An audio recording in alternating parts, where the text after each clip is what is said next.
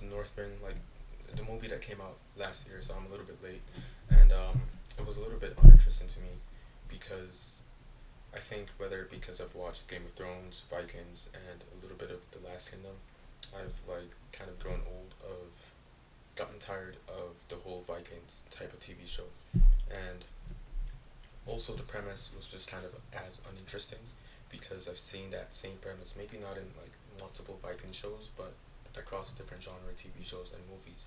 And the premise is a young Viking prince is on a quest to avenge his father's murder. The movie picks up basically the main character Amleth, his father, played by Ethan Hawke, gets murdered by his brother, his uncle named Fjolnir, and basically many years later, as an adult now, Amleth overhears that his uncle lost the kingdom that he infiltrated, and now he's living as a farmer, hiding, and he infiltrates the village that his uncle is in right now by pretending to be a slave, and he also along the way he meets someone that he later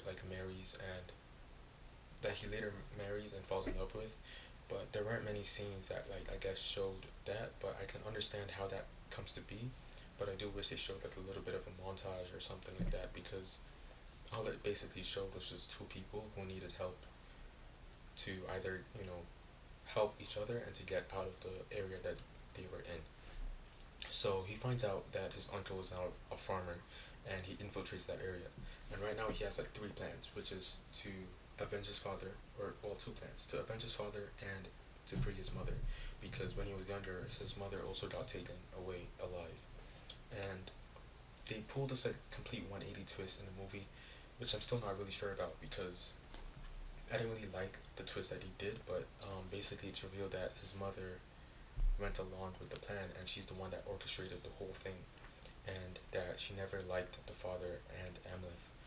And I'm not sure why they did that because at first I thought it was like a case of Stockholm syndrome, and she fell in love with the person that took her hostage, but or she legit went crazy and started getting false memories because of all many years in captivity.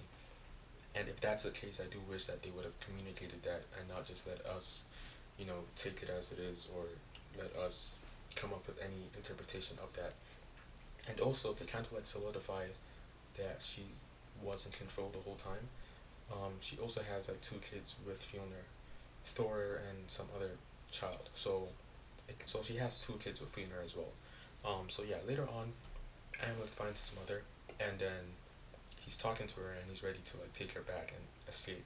And then she reveals all these details to him, and now his world is like kind of shook because he can't believe it.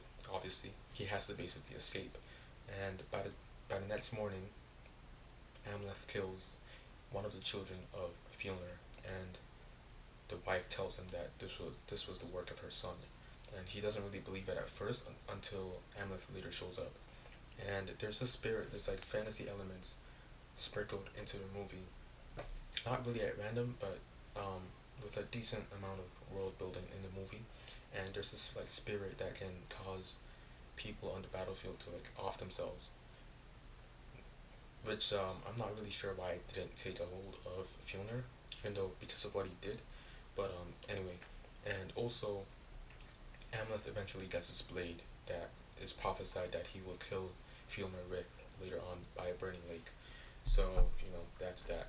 So later on, Fjolnir returns. Well, at first he escapes because Fjolnir is now hunting him down. At first he escapes with the same woman that he met on the way there, and it turns out that they're going to give birth to two kids, one a king and one a queen, and Amleth is ready to escape with this woman because he no longer is there to like avenge his father or get away with his mother as well.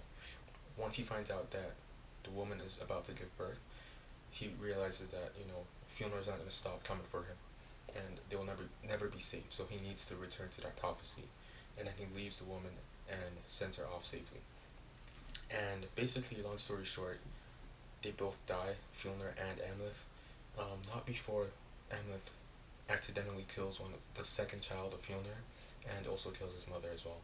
But yeah, so basically Amleth decapitates Fjolnir, and Fjolnir stabs Amleth in the heart, and they end of the movie, I'm left like feeling unsatisfied with what I've just watched because it's about like 2 hours long, and it's like it's a whole bunch of nothing to me, because or maybe there's a deeper meaning in the movie that I'm not understanding, but um, yeah, because I mean, it's you're kind of like back at square one, because now you have two children without a father, and then the mother, and then it just kind of continues.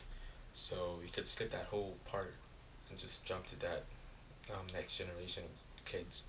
But yeah, I mean, I would say it was a mid movie, but the acting definitely was great, and the cinematography as well. And there were some cool moments and fight scenes in the movie as well. So yeah, overall, it was like a mid movie in my opinion. Let me know down in the comments what you think.